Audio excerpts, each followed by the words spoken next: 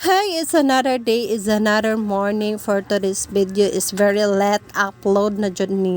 So, mao din ni ang among preparation sa christening and birthday. First birthday ni Star. Mao niya si Papa Dots ang nag-design tanan. Ngana na siya kakuan among Papa Dots. So, tawag na ha, kanang versatile. Nagano siyang talent, guys.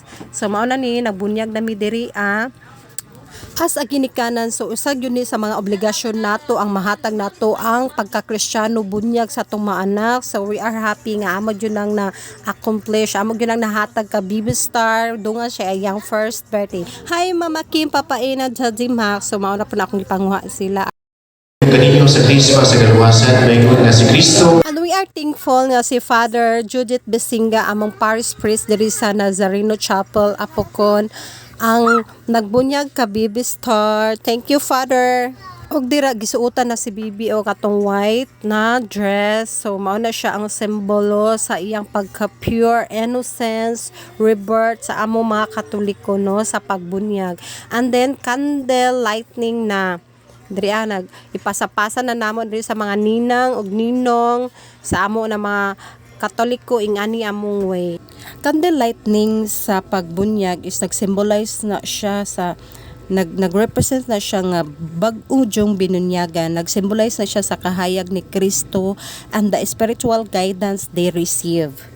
And it signifies the child's new life and the commitment to live as a child of the light. So mao na siya ato mga meaning aning mga candle lightning.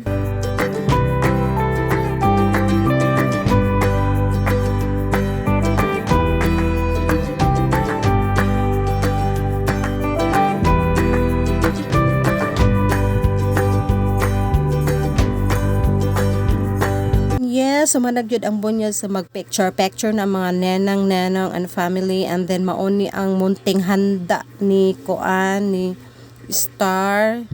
So mauni among ipakaon sa mga bisita, among preparation.